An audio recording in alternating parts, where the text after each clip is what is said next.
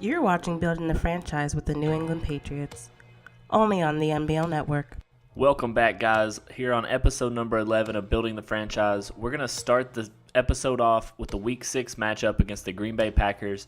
We're sitting at one game ahead of the Bills and the Jets for the AFC East lead, and we've had a pretty good start to the season so far. We've played 3 division games, and we've won all 3 of them. So we're just going to look to continue to win in this first matchup against the NFC North. Who are hoping for plenty of touches come their way.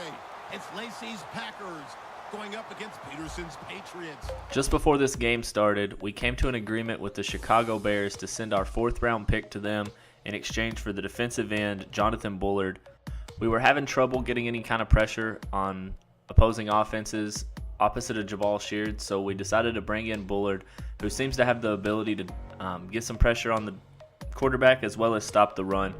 And he's still pretty young, so we can still work with him as well.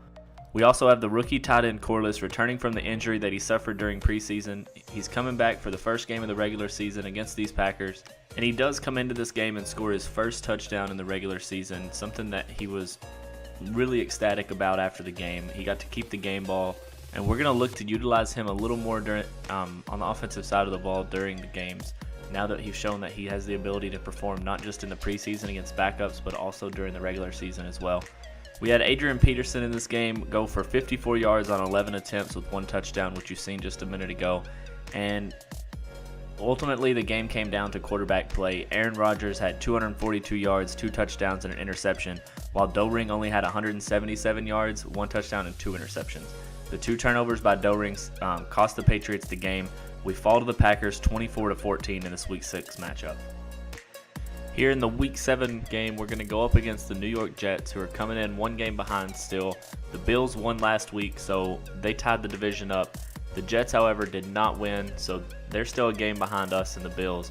So we're going to look to continue our win streak against the AFC East in this matchup here in Week 7. In today's matchup, we'll have to watch the guys up front. The Patriots lead the league in sacks, and they'll be up against that Jets team that will need to try and keep that pass rush off balance. I feel almost like a broken record with this, but the AFC East matchup games between all of us against each other are not easy, regardless of who we're playing, whether it's the 0-16 Dolphins or we're all struggling toward the end of the season to win the division.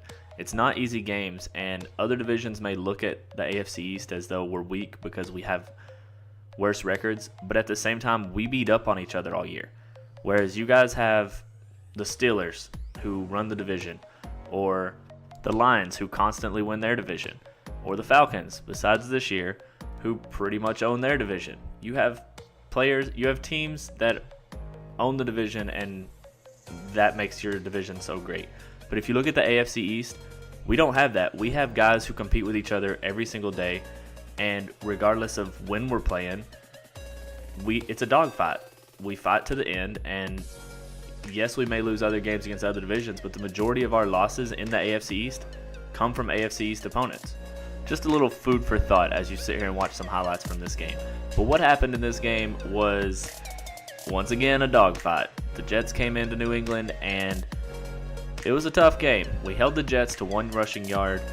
We sacked Woodson 8 times, but it was still close. It still came down to the last play of the game.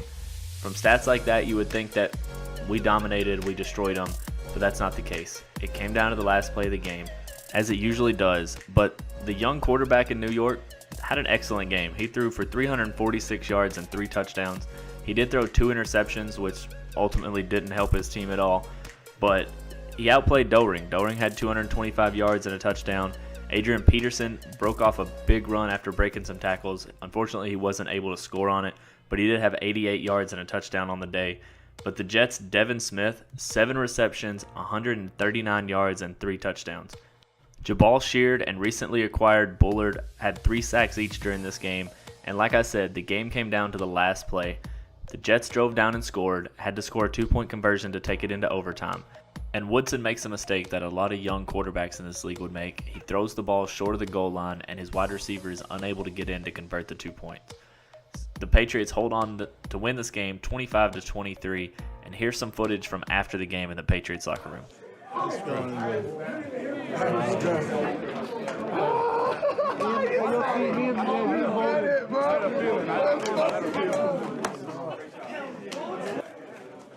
Great job, man. Great job. Congratulations. After a bye week in Week 8, we head to Chicago to take on the 4-3 Bears. We're sitting at 5-2 on the season, still tied with the Bills, who won again last week as well.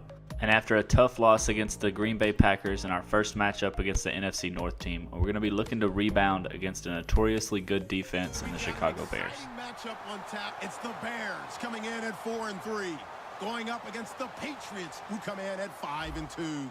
Coming into this Week 9 matchup, we had only allowed 262 rushing yards to opposing offenses throughout the first 7 games of the season, which is only an average of 37 yards a game. The Chicago Bears, however, with Jamal Charles, had completely different plans than that.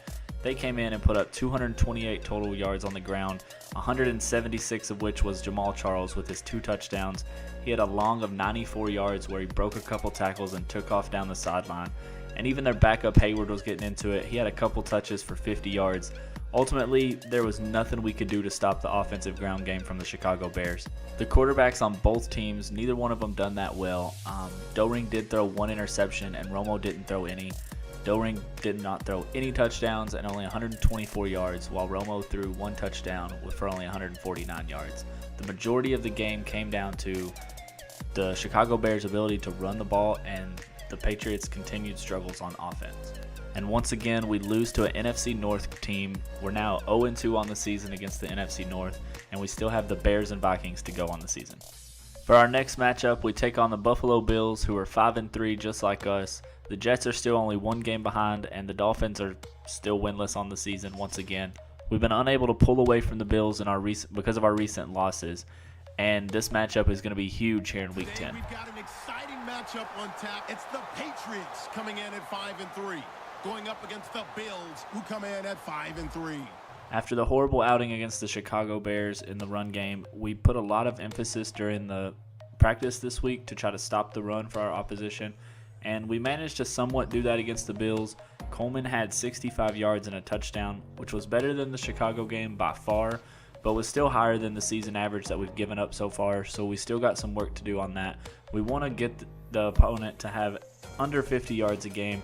I know it's a hard feat to accomplish, but when you can control the run game against your defense, you can control their offense and keep them off the field. As for our own run game, Peterson has struggled in the last few weeks, so before this game, he was benched for LeGarrette Blount, who, as you know, was the leader on the Patriots last season in rushing.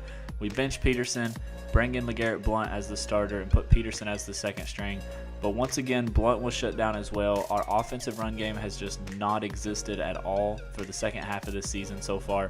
Something that we're definitely going to want to try to fix to be able to move forward. Just like I was talking about on defense, if you can control the opponent's run game, you can control their offense completely. So that's something we're going to have to work on. We end up losing to the Bills 7-20 in Week 10 and fall 1 game behind in the division. In Week 11, we lose by 28 points. We get shut out by the Bengals. And in Week 12, we lose 10-30 to the Lions. We're now on a 4-game losing streak, and we'll be looking to rebound in Week 13 against the Indianapolis Colts. But that's going to do it for this episode, guys. I know this one was a little shorter than normal, but we got another episode coming out real soon to finish out Season 21 before we head into the off-season information. So stay tuned for that episode, and as always, hit the subscribe button if you haven't already, and make sure you check out everything offered by the MBL Network.